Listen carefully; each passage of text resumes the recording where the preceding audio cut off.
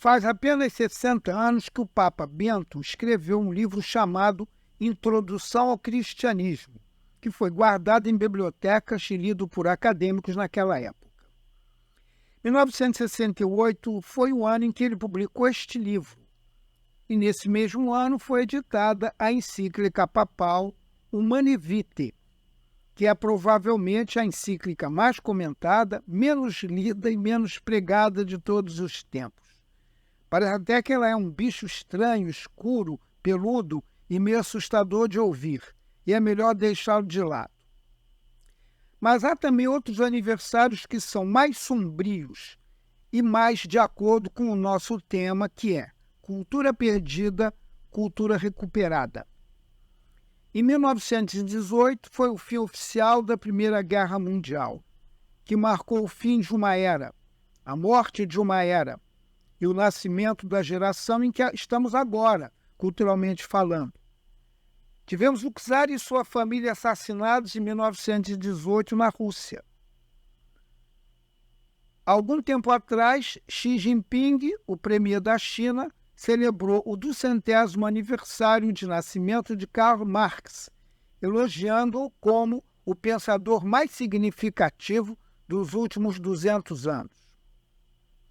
Na China agora eles estão implementando algo chamado de pontuações de cidadania corporativa, onde Big Data encontra o marxismo e cada indivíduo na China agora é avaliado com base em sua lealdade à nação chinesa e ao Partido Comunista.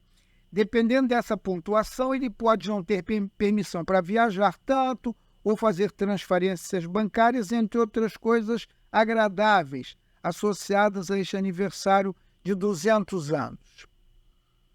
Então, tudo isso remete ao nosso tema, que é que todos nós temos a sensação de que nossa cultura está em crise. Nossa cultura não é o que era, principalmente no Ocidente. Sentimos isso não apenas nos fechamentos de escolas e hospitais e na chamada escassez de padres, onde todos os anos, por exemplo, na Arquidiocese de Chicago, 40 padres se aposentam e são substituídos por apenas 10 novos padres. Isso vem acontecendo há 20 anos. Mas mais do que a perda de vocações, há esse sentimento de uma crise espiritual que todos estamos vivendo, de que as coisas não estão tão estáveis quanto esperávamos que estivessem em nossas instituições e na igreja. E assim, no nosso tema Cultura Perdida e Cultura Recuperada, vamos focar a renovação católica no pensamento do Papa Bento XVI. Inicialmente, vamos ver como perdemos nossa história. Curiosamente, o Papa fala em seu livro Introdução ao Cristianismo da crença cristã de então, mas que tem relevância para hoje. Havia convicção corajosa e virtude heróica. Mas hoje também experimentamos, e outros experimentam, o mal-estar com o mundo de hoje e conviver da fé nele. Qualquer um de vocês que tem amigos sabe do que eu estou falando. Também há um sentimento de dúvida, ignorância e simplesmente de se sentir deslocado ou perdido no mar. O Papa cita um romance escrito no início do século XX por Paul Claudel, que era um romancista francês e também embaixador. A obra chama-se A Sapatilha de Cetim. E o ato primeiro, cena 1, começa com um jesuíta, irmão Rodrigo, que foi capturado por piratas e amarrado ao mastro do navio. O navio afunda, desintegra-se. Tudo o que resta é o irmão Rodrigo amarrado ao mastro dele e flutuando no oceano. E a citação aqui eu vou ler textualmente. Senhor, agradeço-me por me fazer curvar assim. Às vezes acontecia que eu achava minhas ordens trabalhosas e minha vontade perdida e se recusava à tua vontade. Mas agora eu não poderia estar mais ligado a ti do que estou. E por mais violentamente que meus membros se movam, eles não podem se afastar de ti 1 centímetro. Então estou realmente preso à cruz. Mas a cruz na qual estou pendurado não está presa a mais nada, ela deriva no mar.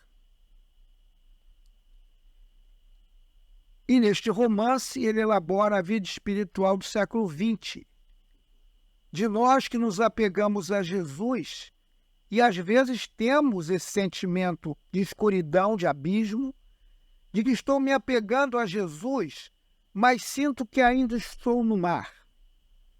Há um mal-estar, uma escuridão.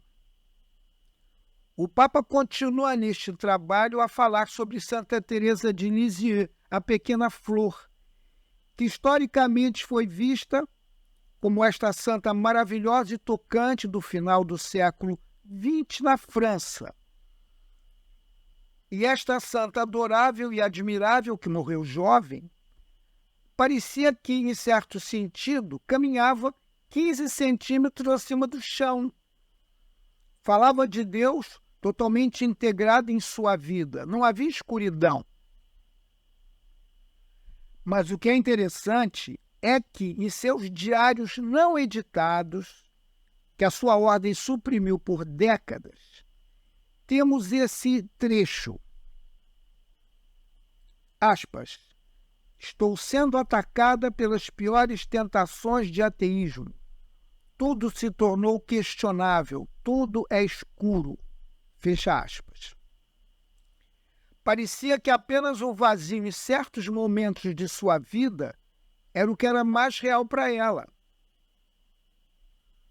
E assim, esta santa inocente com quem todos nós crescemos, inclusive talvez tenhamos lido a história de uma alma, onde ela relata essas reflexões muito piedosas, acaba que teve momentos de escuridão, suprimidos de nós por cerca de 70 anos. Também no diário da Santa Teresa de Calcutá, Santa Madre Teresa, lemos sobre suas noites escuras, que duraram mais de 60 anos. Portanto, as coisas não são tão simples. Há convicção corajosa de fé e virtude heróica, mas ainda assim estes santos são acompanhados por esta escuridão permanente.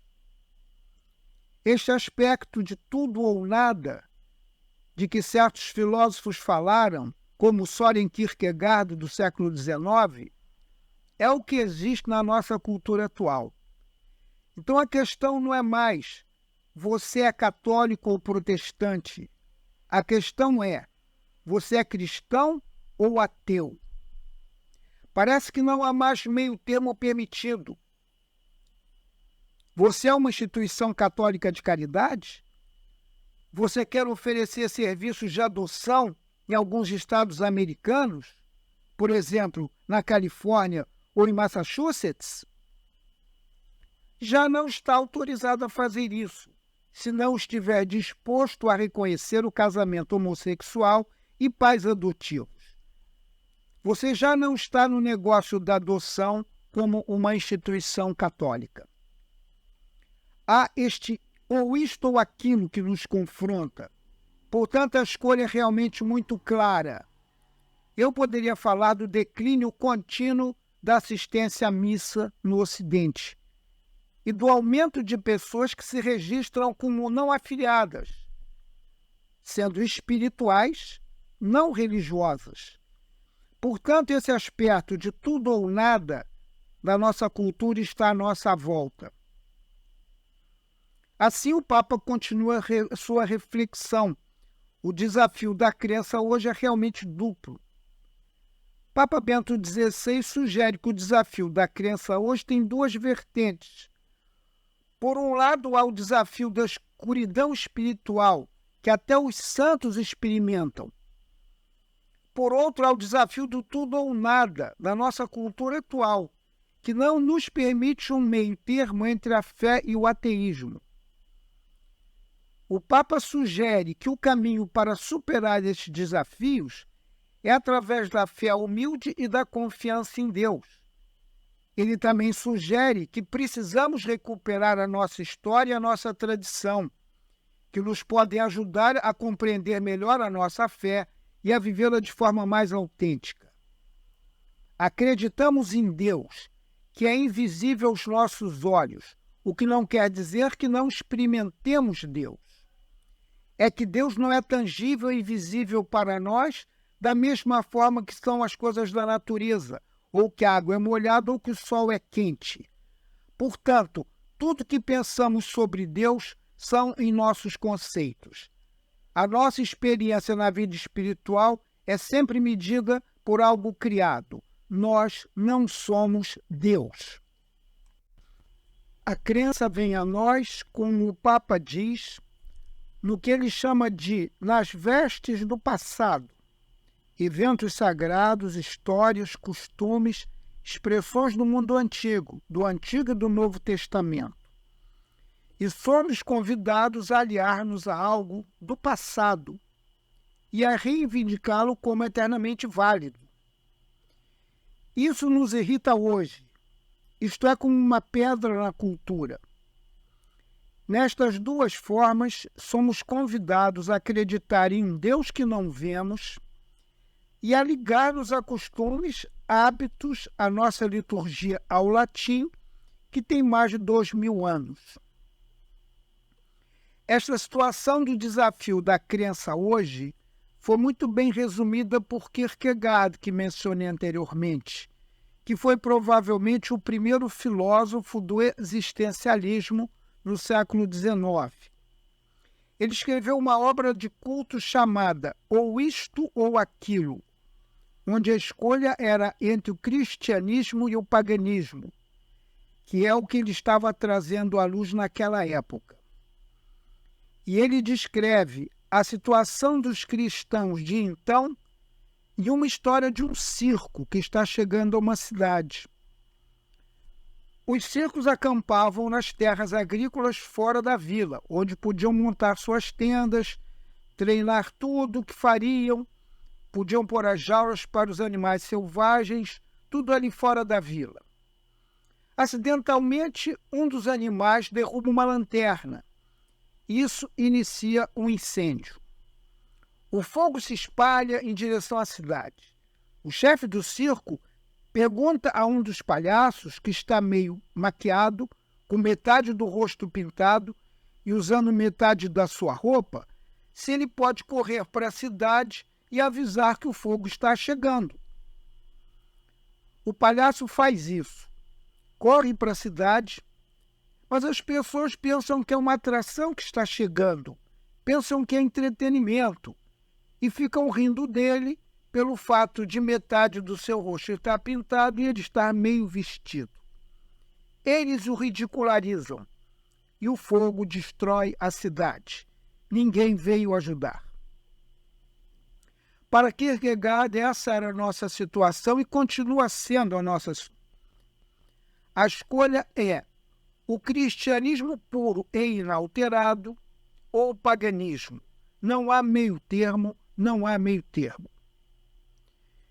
Deixe-me adicionar um pouco mais de conteúdo à forma como o Papa descreve o dilema do visível e do então versus agora, a origem antiga de nossa fé.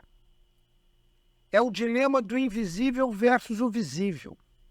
Abre aspas.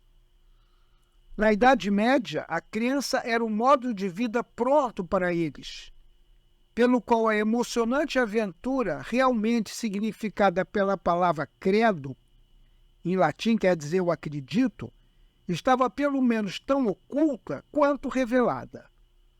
Fecha aspas. Isto acontece simplesmente porque existe um abismo infinito entre Deus e o homem, porque o homem é feito de tal forma que seus olhos são capazes de ver apenas o que não é Deus. E assim, para o homem, Deus é sempre e será essencialmente invisível, algo que está fora do seu campo de visão. Deus é essencialmente invisível. Esta afirmação fundamental da fé bíblica em Deus em oposição à visibilidade dos deuses no plural dos pagãos, é ao mesmo tempo e principalmente uma afirmação sobre o homem. O homem é uma criatura visual, cuja área de vida parece delimitada pelo alcance do que se pode ver e compreender. Continuando o Papa, abre aspas. Se isso é verdade, então a pequena palavra credo contém uma opção básica em relação à realidade como tal. Ela não significa a observação deste ou daquele fato, mas um motivo fundamental de comportamento em relação ao ser, à existência, à própria área de realidade e à realidade como um todo, fecha aspas. Ela significa visão deliberada do que não pode ser visto, o que de forma alguma pode entrar no campo de visão, mas não é irreal. Pelo contrário, o que não pode ser visto representa, na verdade, a verdadeira realidade. Tal atitude certamente só pode ser alcançada pelo que a Bíblia chama de conversão. Não é interessante como o Papa extrai deste primeiro dilema que a fé não é simplesmente a crença em uma ou outra proposição ou doutrina, mas uma postura fundamental sobre o que é real e o que é mais real? Isso é o que queremos dizer com conversão, uma mudança de direção em relação à nossa orientação normal e natural para o que está diante de nós. O segundo dilema do então versus agora, o paradoxo básico já presente na crença em si, torna-se ainda mais profundo pelo fato de que a crença aparece na cena dos dias passados e, na verdade, parece ser algo antiquado. O modo de vida e a existência são atuais há muito tempo. Agora, todas as tentativas de modernização, seja a desmitologização intelectual acadêmica ou o adjornamento pragmático eclesiástico, termo usado pelo Vaticano II, que quer dizer renovação, não alteram esses fatos. Portanto, todos esses esforços de modernização não alteram o fato da antiga origem da fé. Pelo contrário, eles fortalecem a suspeita de que um esforço convulsivo está sendo feito para proclamar que é contemporâneo algo que é realmente, de fato, uma relíquia dos dias passados. A crença não aparece mais como um salto audacioso e desafiador para fora de tudo aparente do nosso modo visível para o vazio aparente do invisível e intangível. Parece mais uma demanda para se encontrar no ontem e aceitá-lo como eternamente válido. Esses são os dilemas que, francamente, confrontam a todos nós. Eles confrontam a cultura ampla de forma mais agressiva, se quiserem, e certamente confrontam os fiéis que entram num programa de crisma também. O Papa continua, e esses pensamentos não são necessariamente originais dele, embora ele lhes dê uma certa expressão que eu gosto. Abre aspas, o escândalo do cristianismo, fecha aspas.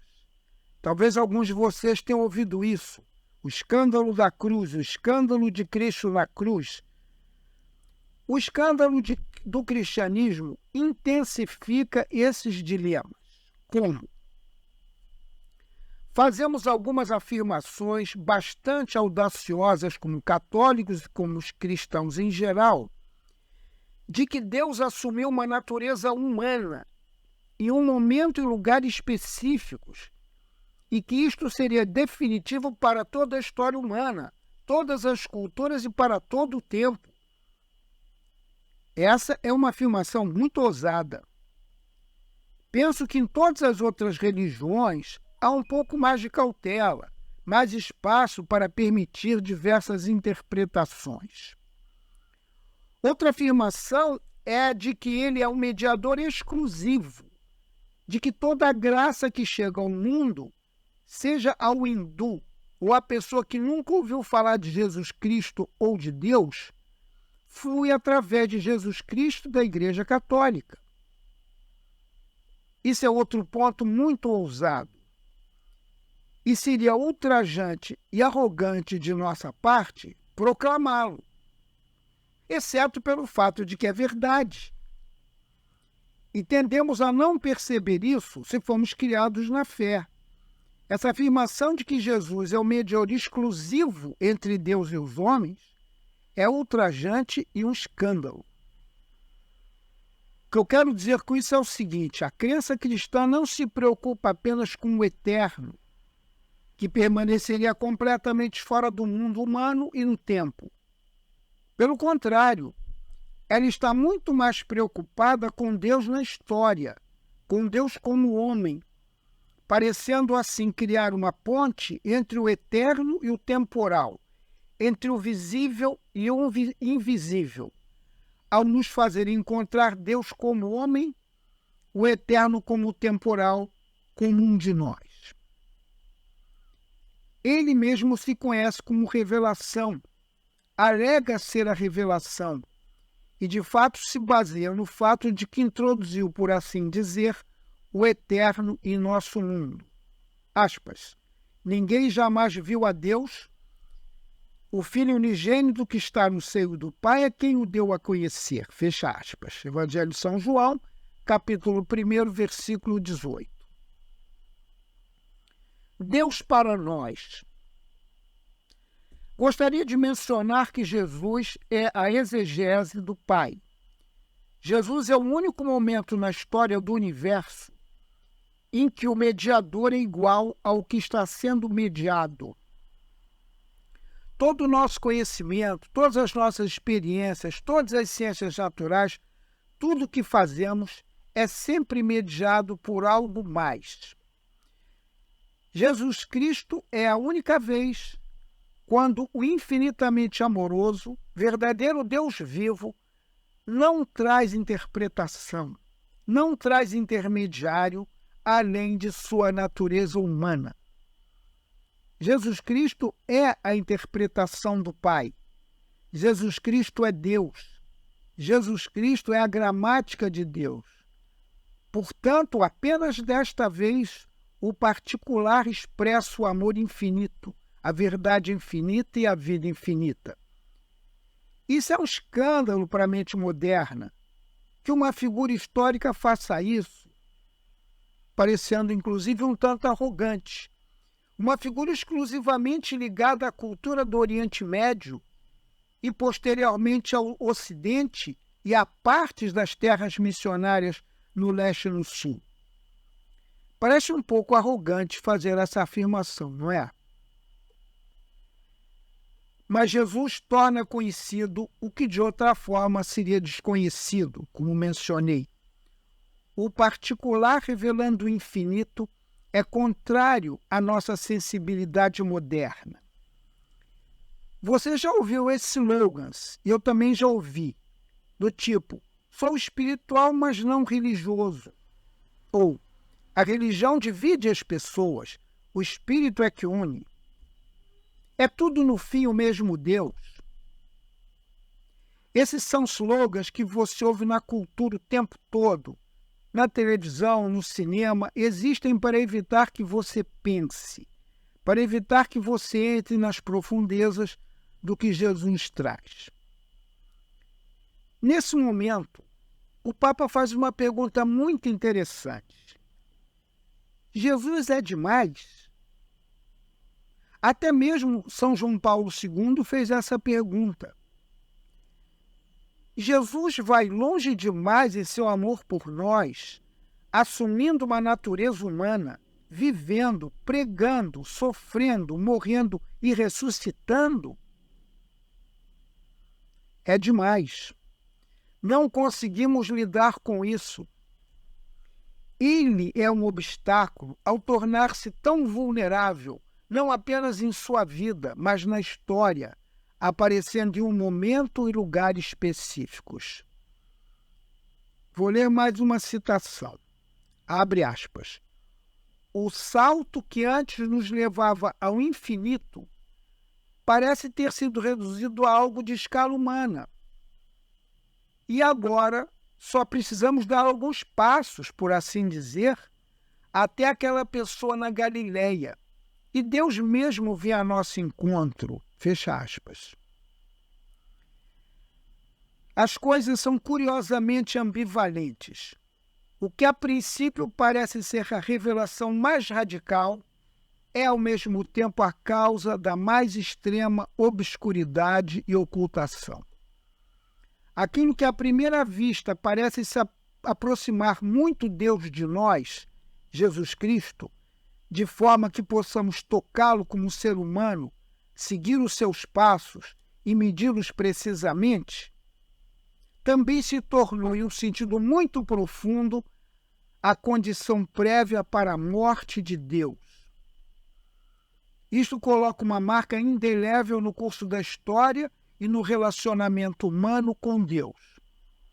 Deus se aproximou tanto de nós que podemos matá-lo, não apenas na cruz, mas em nossa cultura. Podemos extinguir o divino de nossa cultura. O Papa continua dizendo que hoje estamos um pouco perplexos diante dessa revelação cristã, especialmente quando a comparamos com a religiosidade da Ásia, o budismo, o hinduísmo. Se não teria sido muito mais simples acreditar no misterioso eterno. Se Deus não teria feito melhor ao nos deixar a uma distância infinita, se não seria realmente mais fácil ascender para fora do mundo e ouvir o segredo eternamente insondável e a quietude na contemplação, do que se entregar à crença em uma única figura e colocar a salvação do homem e do mundo na ponta deste único momento na história? Certamente Deus, limitado a um único ponto, está fadado a morrer definitivamente aos olhos do mundo, que reduz implacavelmente o homem e sua história a um pequeno grão de poeira no cosmos.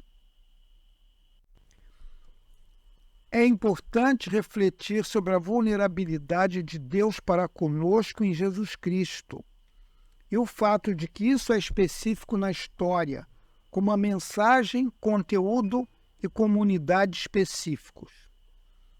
O fato é que isso também pode ser uma obscuridade para outros, porque é muito específico. E o Papa, em voz alta, se pergunta: não seria melhor o caminho que as filosofias asiáticas apresentam, com deidades, ou o infinito, ou tal, esse algo eterno pelo qual todos nós buscamos?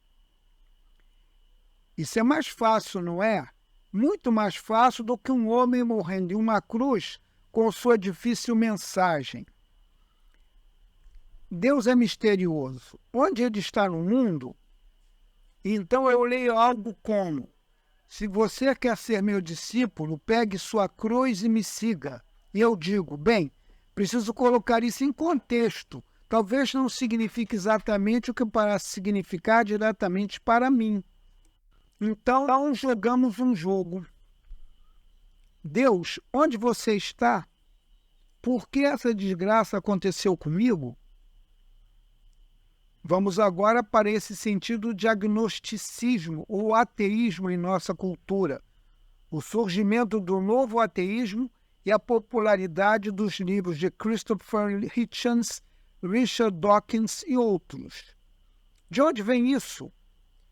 Por que o aumento de pessoas não filiadas a qualquer denominação de cristianismo como um todo? Por que isso está acontecendo?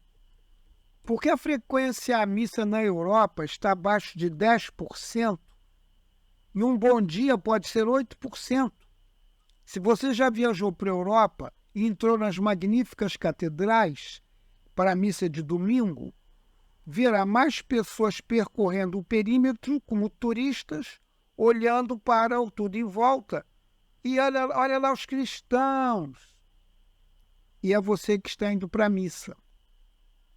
É como se você estivesse em uma sala para fumantes e todos estivessem lá fora olhando para você, como se você fosse um problema, por fumar ou algo parecido. Mas de onde isso veio? De onde veio essa divisão e esse sentimento de perda? Isso também não é original do Papa Bento. Se você ler livros de pessoas como Charles Taylor sobre a era secular ou as fontes do eu, essas fontes mapeiam muito bem de onde veio a fragmentação da sociedade e do indivíduo em relação à religião e à verdade. E ambos se situam em algum lugar do século XVII, com o surgimento da ciência, com o surgimento das descobertas na astronomia, que deslocaram o homem do centro da Terra e do centro do universo. À medida em que essas descobertas eram feitas, e descobrimos que não somos o centro das coisas no universo, isso nos trouxe um efeito muito desorientador, começando com Galileu e progredindo a partir daí. O Papa começa a falar sobre isso no contexto de algumas cartas de Galileu à Igreja.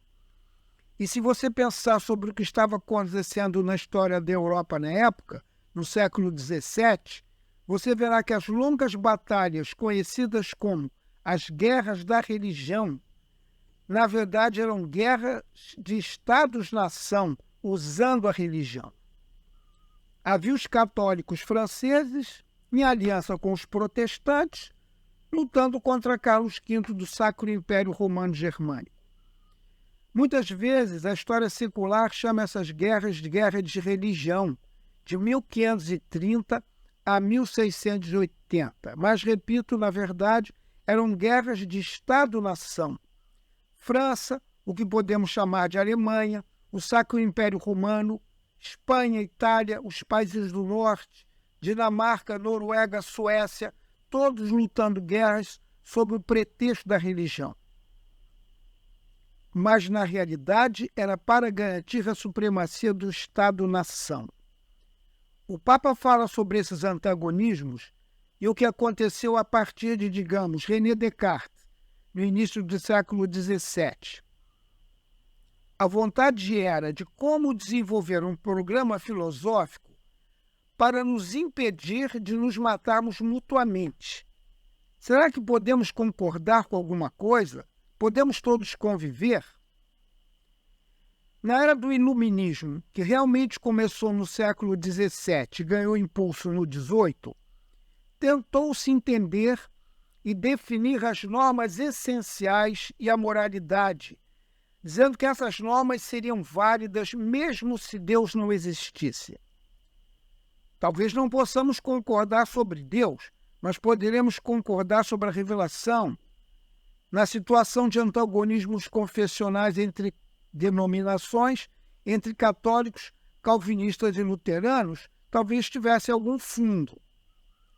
E na crise que ameaçou a imagem de Deus, eles tentaram manter as normas essenciais da moralidade fora da controvérsia e identificar uma qualidade evidencial, vou voltar a isso depois, nesses valores que os tornariam independentes das muitas divisões e incertezas das várias filosofias e confissões religiosas. A intenção era garantir a base da vida na sociedade e, em termos mais gerais, as bases da humanidade na época, que pareciam possíveis, uma vez que as grandes convicções fundamentais criadas pelo cristianismo eram amplamente resistentes a ataques e pareciam inegáveis. Assim, mesmo em toda a Europa naquela época, as normas do cristianismo ainda ganhavam força. Deus existe, Jesus Cristo era seu mediador, seu filho. As normas sobre o casamento eram o que associaríamos aos valores tradicionais e a sexualidade pública também, e assim por diante, o direito à igreja, etc., etc. Mas isso não é mais o caso. A busca por esse tipo de certeza reconfortante algo que pudesse passar incólume, apesar de todas as discordâncias, não teve sucesso. Essa tentativa de iluminismo, que começou no século XVII, realmente terminou com a Primeira Guerra Mundial, quando a razão deixou de ser acreditada por muitos. Acabaram de serem assassinados milhões de europeus na guerra. Quem, em 1918, pensava otimisticamente na razão? Muito poucas pessoas. Portanto, as propostas levadas ao extremo para moldar os assuntos humanos à total exclusão de Deus nos levam cada vez mais à beira do abismo, em direção à completa aniquilação do homem. Essa citação, devo mencionar a você, é retirada do livro O Cristianismo e a Crise das Culturas. Vidas metafísicas importam. A metafísica importa. Obviamente, filosofar e fazer teologia nunca acontecem no vácuo. Você pode observar a Revolução Francesa de 1789 e o tremendo efeito sobre como as pessoas fizeram filosofia depois disso. Você pode observar as descobertas em curso nas ciências naturais. Planetas estavam sendo descobertos, o que antes não se sabia, deslocando ainda mais o homem como centro do universo e a Terra como centro do universo. Muito desorientador. Mas o Papa Bento nos ajuda nessa observação, dividindo isso em duas partes, e caracteriza cada parte com um título. A primeira, a síntese medieval, ele caracteriza como verum est. O ser é verdadeiro, o ser pode ser conhecido. A mente humana e o ser são permeáveis. A mente humana tem a capacidade de potencialmente conhecer todas as coisas, todo o ser. A verdade é uma correspondência entre a minha mente e a realidade. E esta é a definição clássica de São Tomás de Aquino. Se eu disser a você que a distância de Araruama ao Rio é de 400 quilômetros, isso seria uma afirmação verdadeira? Claro que não. Talvez seja algo como 90 quilômetros. O que acontece aqui? A minha mente não está em sintonia com a realidade da distância entre Araruama e Rio. Portanto, é mentira. Assim, a verdade é essa qualidade maravilhosamente conversível, assim como o bem e o belo. O ser é potencialmente conhecível, sempre. Tomás de Aquino caracteriza a mente humana como uma luz que brilha sobre a natureza, criando uma realidade abstrata, apreendendo, até usamos o termo apreensão no sentido de compreender. Estamos apreendendo com a luz que brilha sobre as ideias de Deus e da matéria, e abstraímos essas ideias para descobrir o que é verdadeiro. Essa foi a síntese medieval católica, que é a base da nossa teologia católica. Aliás, a base de nossa teologia dos sacramentos, da nossa compreensão moral, de nossa compreensão de Deus, por mais limitada que seja. A segunda é algo que acontece com a era moderna. O problema do iluminismo, como mencionei, começou no século XVII, continua até a Primeira Guerra Mundial. Então, essa fase é a verum quia factum. A verdade é aquilo que se faz. Você se lembra quando o Papa falou para os modernos, tentando encontrar essa qualidade evidencial na razão humana em si, para estabelecer normas para a sociedade e nossa autocompreensão do ser humano? Hoje vamos ver aqui o que René Descartes começou. Ele é o pai da filosofia moderna e é considerado um idealista, embora às vezes chamado de cartesiano. Mas o que está acontecendo é que a filosofia moderna, de um modo geral, a partir de René Descartes, começa na mente. Preciso começar com ideias claras e distintas como uma maneira de deduzir proposições verdadeiras. Portanto, o famoso cogito ergo sum, penso, logo existo, é uma marca do idealismo no sentido de que devo reconstruir o mundo de dentro para fora, a partir do meu esquema conceitual, e tenho que começar com ideias claras e distintas e seguir a partir daí como deduções matemáticas. Lembro que Descartes era um matemático. Aí vem David Hume, no século XVIII, já como empirista, o que leva ao ceticismo, dizendo que todas as ideias que você tem devem ser rastreáveis até alguma impressão sensorial. Existe a causalidade. Eu estou jogando sinuca e acerto a bola branca em outra bola. Naturalmente, eu digo que a bola branca causou a outra bola a se mover, certo? David Hume diria que não. O que você viu foi uma bola se mover. Você ouviu o som do clique e então viu a outra bola se mexer. Você não viu a causalidade, você a inferiu, você a construiu. Immanuel Kant vai levar isso ainda mais longe, que vai criar essas categorias de causalidade, substância, natureza, Deus, como condições da mente para experimentar absolutamente nada. O melhor exemplo para entender Kant são coisas como latitude e longitude. A latitude e a longitude existem no globo? Não, são construções da mente humana para organizar navegação e transporte. O Cruzeiro do Sul existe como tal? Não, não existe, certo? Não é um cruzeiro. A mente humana associa um conjunto de estrelas e o rotula como Cruzeiro do Sul. Então experimentamos como Cruzeiro do Sul. Isso é útil para viajar, mas isso não existe em si mesmo. Portanto, Kant ainda tem relevância hoje. Se você acha que isso é apenas história, essa compreensão é muito mais relevante nas ciências de hoje, especialmente na mecânica quântica. Como o experimentador constrói o experimento, determina o que ele vai ver, especialmente nos níveis quânticos ou em níveis realmente grandes, quando estamos falando do universo ou de buracos negros, por conta da energia escura. Immanuel Kant e esse pensamento encontram, de certa forma, um companheiro em muitas das ciências naturais e física altamente sofisticadas de hoje. Fiquem felizes, acabamos de cobrir 500 anos de história. A manchete, como vemos neste período moderno, é o enfraquecimento do poder da razão humana. Todos vocês já ouviram os slogans de que a Igreja Católica é inimiga da ciência e inimiga da razão humana.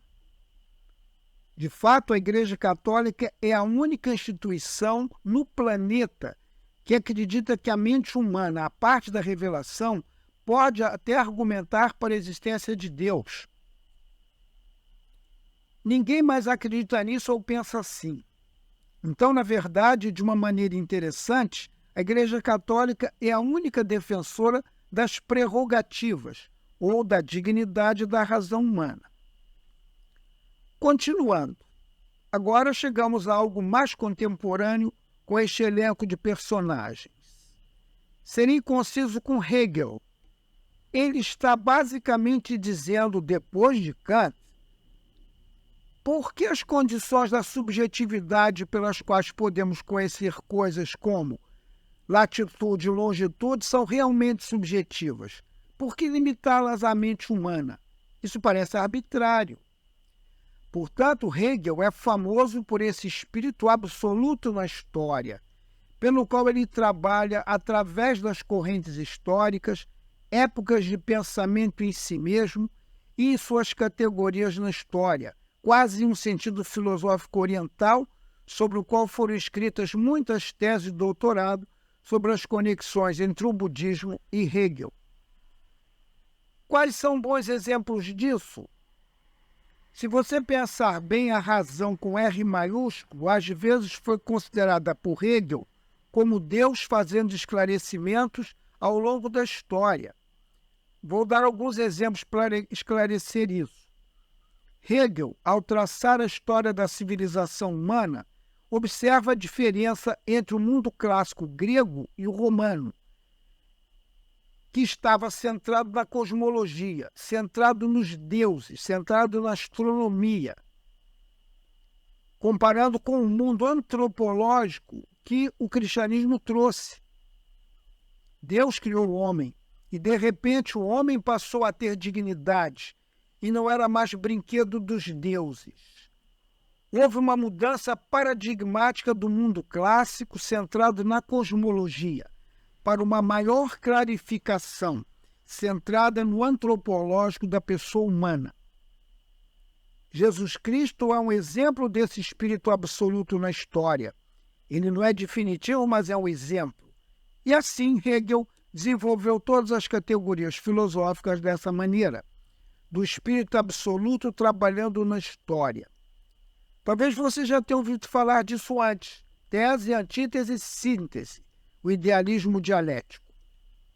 O próximo personagem que celebramos agora é o do 200º aniversário do seu nascimento, Karl Marx, que virou Hegel de cabeça para baixo. E tem uma citação no seu túmulo, que é assim: os filósofos apenas interpretaram o mundo de várias maneiras. O ponto, no entanto, é transformá-lo.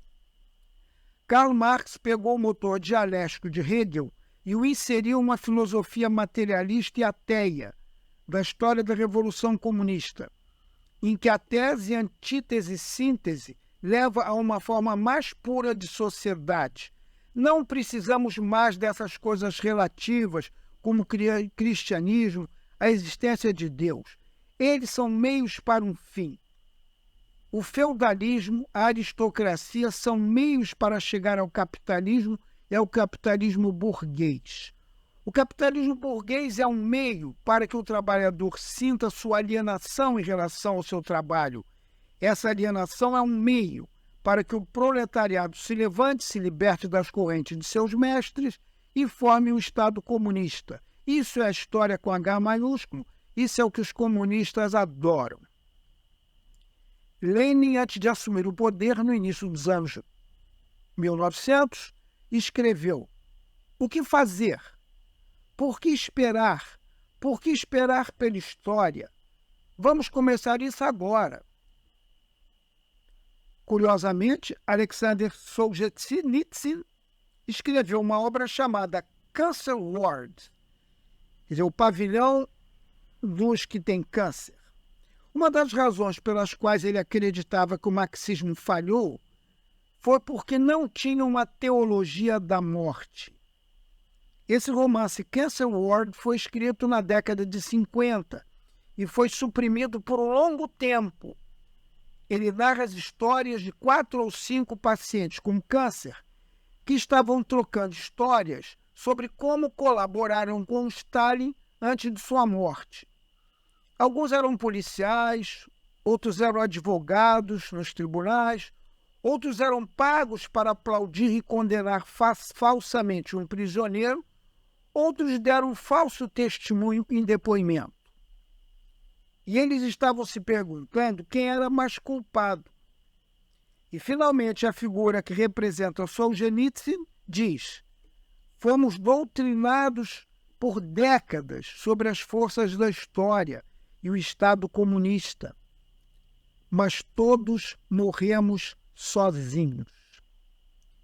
Portanto, existem experiências humanas que não podem ser contidas por essa lista de visões que Marx promoveu. E esse romance Cancer Ward descreve isso. Marx queria, no fundo, era destruir o capitalismo burguês, na opinião dele. Nosso próximo pensador, já citado, Kierkegaard, buscou destruir o cristianismo burguês, razão pela qual ele foi o primeiro existencialista. Estamos chegando ao final de nosso período moderno, agora, de existencialismo, que começou com Kierkegaard e continuou com pensadores como Jean-Paul Sartre e talvez tenha ouvido falar também de Martin Heidegger. Não vou entrar em todos os detalhes, mas há um senso comum de que o homem é único e o homem se perdeu com todos esses sistemas anteriores. E alguns desses escritores estão escrevendo após a Primeira Guerra Mundial e alguns após a Segunda Guerra Mundial. No fundo, dizendo que todos esses programas que esses países criaram, tanto na Europa Oriental quanto na Alemanha, com o Partido Nazista, não fizeram nada além de destruir a humanidade. Certamente não avançaram na civilização. Mesmo com seus mais recentes desenvolvimentos tecnológicos, há esse pressentimento e esse sentimento sombrio de que o que fizemos a nós mesmos, do qual, francamente, ainda não nos recuperamos, é o problema. O prêmio Nobel leva o nome de Alfred Nobel, o inventor do dinamite. Ele tinha o mesmo presságio, o mesmo "o que é que eu fiz?". Otto Hahn, outro nome, um dos pais da fissão nuclear, escreveu a mesma coisa em um diário comentando o que fizemos. Assim como muitos dos participantes do Projeto Manhattan. O que fizemos? Há um senso de que o homem, em toda a sua estatura, não foi abordado por nenhum desses movimentos filosóficos. Esses existencialistas, muitos deles ateus, levantam questões interessantes. Eles não têm boas respostas, porque há algo único no homem. O homem é a única criatura que pode fazer a pergunta sobre o seu ser, sobre a questão da sua liberdade. Para os existencialistas, essa é a maneira única de encontrar o que é verdadeiro. Mas também se desintegra, não pode ser sustentado. No entanto, esses pensadores oferecem categorias e conceitos interessantes para o cristianismo, que João Paulo II adotou em sua teologia do corpo, ao explicar existencialmente a beleza da sexualidade humana, usando outra escola de pensamento chamada fenomenologia. Então, onde isso nos leva? Isso nos leva às faculdades de hoje, em primeiro lugar, onde a razão em si é agora vista como inimiga. Vimos o que ela fez historicamente. A razão humana é um agente tóxico. Ela leva a convicções e compromissos que destroem a pessoa humana. Apelos a padrões universais são opressivos. E eu ainda não toquei nem em Nietzsche, que eu deveria ter feito, que é o profeta do niilismo, que nega todas as afirmações de verdades universais, tão opressivas quanto a vontade de poder. Por quê? Porque o que Nietzsche observa na história é que cada afirmação de verdade, historicamente falando, está tornando absoluto o que é relativo. Então, toda vez que fazemos isso na história, fazendo afirmações universais, na verdade, para Nietzsche, é apenas uma vontade de poder opressiva. Está tornando absoluto o que é relativo. Qual é a única coisa que é absoluta para Nietzsche? O homem e sua liberdade para criar seu próprio projeto. O que é muito popular hoje. Muito popular em quase todas as instituições acadêmicas do Brasil. Portanto, isso não é apenas um tópico acadêmico pelo qual estou passando. Isso é o que as pessoas estão sendo ensinadas nos últimos 30 e 40 anos nas escolas. E assim, para lidarmos com nossa insegurança, você tem que usar essa espécie de clube de reivindicação universal da verdade. Portanto, agora chegamos ao ponto. E Nietzsche até falou sobre a náusea da razão, que é repugnante. Apelos à verdade são absurdos e repugnantes. É exatamente nesse ponto em que estamos. Vou contar uma pequena história que o Papa conta sobre uma história de infância na Alemanha. É sobre um garoto chamado Jack Sortudo. Ele recebeu uma grande moeda de ouro do pai. Ele tem 10 anos. Se sente feliz e orgulhoso. Aí pensa assim, talvez eu compre um pônei com isso. Aí ele compra um pônei. mas descobre que tem de cuidar do pônei, tem de alimentá-lo, tem de dar água para ele, tem que ter um estábulo para ele. Aí pensa, eu não planejei isso. Vou vender o pônei, vou comprar algumas galinhas que ainda mais põem ovos. As galinhas são difíceis de controlar depois de um tempo. Elas também têm de ser alimentadas. Aí ele diz, vou vender as galinhas por um casaco. Ele compra um casaco, o casaco se desgasta. Depois de um tempo diz, bom, se eu tivesse apenas uma pedra, eu poderia afiar uma faca que eu tenho. Ele vê por uma pedra e a pedra se desgasta e depois de um tempo ele está caminhando com a pedra e pimba, joga fora a pedra. Isso é o que aconteceu nos últimos 700 anos com a razão humana. Trocamos passo a passo, passo a passo. Desconectamos Deus da natureza, Deus da criação, Deus da nossa experiência humana. A cada passo do caminho parecia uma ideia tão boa. Agora jogamos fora, porque a razão é o inimigo. Em algumas teologias agora, muito populares nos campos universitários, o ser humano é o inimigo do planeta. De onde você acha que isso vem? Isso vem da trajetória que estamos traçando. Com isso, uma citação de um artigo em First Things, de 1993, Como o Mundo Perdeu Sua História. Diz assim, o mundo moderno, o mundo que a razão instrumental e crítica construiu, está desmoronando ao nosso redor. A modernidade agora torna-se evidente, tem estado desde sempre a erodir suas bases. Os seus projetos e confortos têm dependido de uma herança, a qual ela própria tem sido inimigo hostil. Os ativos da modernidade, como se verifica, as pedras atacadas por esse ativo, têm sido aquelas sobre as quais o mundo moderno em si foi erigido. A modernidade subsistiu com um capital moral e intelectual que não renovou. E, de fato, não poderia ter renovado sem se negar a si mesma. Somos parasitas, estamos sobre os ombros de gigantes e rejeitamos o fundamento. E perguntamos por que as nossas sociedades estão perdidas e fragmentadas, tanto aqui como nos Estados Unidos e Europa.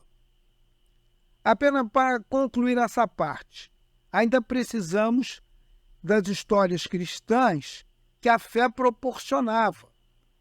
Mas agora as secularizamos apenas para conviver, para que não nos lancemos uns aos outros. Por que a sociedade deveria, através de avanços tecnológicos, melhorar os padrões de vida? Por que pensamos assim? Bom, o mundo pagão tinha, na verdade, uma visão cíclica da sociedade, da história e do progresso. Em grande parte, novamente, através daquela orientação cosmológica. O cosmos repetia-se. Essa era a sua noção de história. E quanto ao progresso, ele nos dá ar-condicionado, nos dá fast food, nos dá caixas eletrônicos. E daí? E daí? Estamos avançando? O outro mito secular hoje, sobre o qual não se gasta muito tempo, é porque alguém tem direitos, afinal. Por que eu deveria respeitar os seus direitos? Talvez uma razão seja que eu os respeite, porque senão eu vou ser apanhado. Isso é de Thomas Hobbes. Mas isso é uma razão? É apenas o medo de ser apanhado? Me parece uma base bastante frágil para manter uma sociedade unida. Qual é a origem do meu direito à vida? Pergunte-se a alguém que seja agnóstico, ateu ou pouco religioso. Eles não serão capazes de lhe dizer. Qual é o meu direito a qualquer coisa? É tudo apenas direito positivo? O que o governo concorda em providenciar é isso? Então, a versão secularizada da dignidade da pessoa humana existe hoje em nossa cultura, mas sem o fardo de um Deus criador ao qual devo prestar contas. Isso eu não quero. Dignidade apenas porque sou um ser humano. Quanto tempo isso vai durar? Bom, já deprimi vocês o suficiente. Vamos chegar agora um pouquinho da parte boa, que é como a gente pode recuperar a nossa história. Curiosamente, no final desta seção da obra, o Papa Bento diz que parece bastante óbvio que toda verdade autocriada não é verdade alguma. Ninguém pode se libertar do pântano da incerteza, da incapacidade de viver por seus próprios esforços, nem podemos nos elevar, como Descartes pensou que poderíamos, através de um cogito ergo sum, penso logo existo, por uma série de deduções intelectuais. Significado que é autocriado é, em última análise, nenhum significado. Significado que é o fundamento sobre o qual nossa existência como totalidade pode permanecer e viver, não pode ser feito, apenas recebido. Pois crer como um cristão significa, de fato, confiar-se ao significado que me sustenta e sustenta todo mundo, tomando-o como solo firme no qual posso ficar sem medo. Crer como um cristão significa entender nossa existência como uma resposta à palavra, ao Logos, que sustenta e mantém todas as coisas. A crença cristã é a opção pela visão de que o receber precede o fazer, que o que não pode ser visto é mais real do que o que pode ser visto, que o significado é o pão pelo qual o homem e a parte humana de seu ser subsistem. Sem a palavra, sem significado, sem amor, ele cai na situação de não ser mais capaz de viver, mesmo quando o conforto terreno está presente em abundância, ou seja, nossa situação. A postura fundamental da fé é esta concessão, não uma construção humana, não uma manipulação humana. E como Santo Agostinho disse há muito tempo nas Confissões e em outros lugares, eu creio para entender. A ironia é que todas as ciências naturais procedem da mesma forma.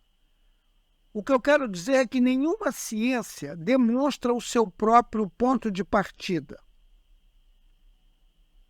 Bem, Calex, e quanto à física? Isso é tudo baseado em observação e experimentos, certo? Diga-me quais são os experimentos que estabelecem a lógica e as regras da lógica, os silogismos. Se A, então B. Todo A é B. Algum B, algum isso, algum aquilo. Isso foi verificado experimentalmente? E a matemática? A física demonstra a verdade da matemática? Não, não a demonstra. Ela a assume. Ela assume a lógica. Portanto, nossas altamente exaltadas ciências naturais, que todos nós pensamos serem o verdadeiro local da verdade, todas começam com premissas que são aceitas pela fé e que não são demonstradas. E provavelmente, como Aristóteles pensava, não demonstráveis. Porque se você tiver que demonstrar todos os seus pontos de partida, você estará em um regresso infinito. Então não é ciência, então. Todas as ciências naturais procedem da mesma maneira.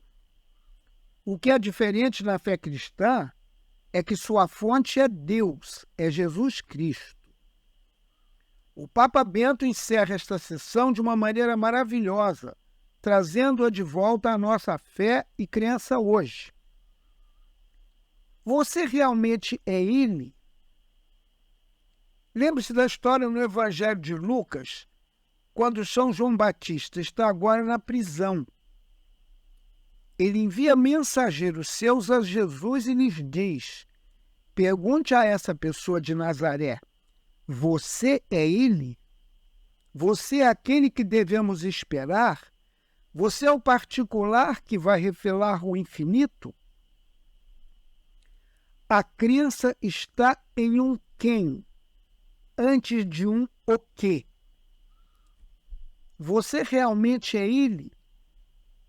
A pergunta foi feita ansiosamente em uma hora escura, até mesmo por João Batista, o profeta que havia dirigido seus próprios discípulos ao Rabino de Nazaré e o reconhecera como maior, para que ele só poderia preparar o caminho. Você realmente é ele? O crente experimentará repetidamente a escuridão, em que a negação da crença o envolve com uma prisão sombria, da qual não há escapatória, e a indiferença do mundo que segue seu caminho inalterado, como se nada tivesse acontecido, parece apenas zombar de sua esperança. Temos que fazer a pergunta: você realmente é ele? Não apenas através da honestidade de pensamento e por causa da responsabilidade da razão, mas também de acordo com a lei intrínseca do amor, que deseja conhecer cada vez mais aquele a quem deu o seu sim, para poder amá-lo mais. Você realmente é ele? Em última instância, todas as reflexões contidas neste livro estão subordinadas a esta pergunta, e assim giram em torno da forma básica de confissão. Eu creio em você, Jesus de Nazaré, como o significado do mundo e da minha vida. Não é uma bela reflexão sobre essa cena do Evangelho de Lucas? Nós acreditamos em uma pessoa antes de acreditarmos na doutrina que essa pessoa promove. Agora você pode dizer: espere um minuto, como eu seleciono essa pessoa para ouvir em primeiro lugar? Eu tenho que ter algum conhecimento que precede o quem. Isto é um jogo de manipulação humana em primeiro lugar. Bem, deduções humanas têm que ocorrer antes dessa concessão, antes do presente. Isso não é verdade, como já apontamos. De fato, a pessoa sempre precede a doutrina. O quem, a atração do quem que me chama, sempre precede o que, especialmente se ele está me chamando para um caminho difícil. Todos nós temos a experiência de: eu não teria feito isso se soubesse. Da mesma maneira, quando seguimos Jesus Cristo, estamos muito interessados no quem e no que ele tem a dizer. Precisamos recuperar nossa cultura. Sabemos que recuperar nossa cultura é da mesma forma que renovar nosso relacionamento com Jesus Cristo, como o Papa citou no final dessa história. Como começamos a nos reorientar diante das deslocações da cultura? Restaurando a verticalidade, como eu chamo, o transcendente para a vida cotidiana que temos. Nós vivemos horizontalmente, mas queremos também viver verticalmente. Como criamos o arco quebrado entre o visível e o invisível, que eu falei anteriormente, entre o então e o agora? Esta é a reflexão que cada dia nos cabe, a nós cristãos, a nós católicos.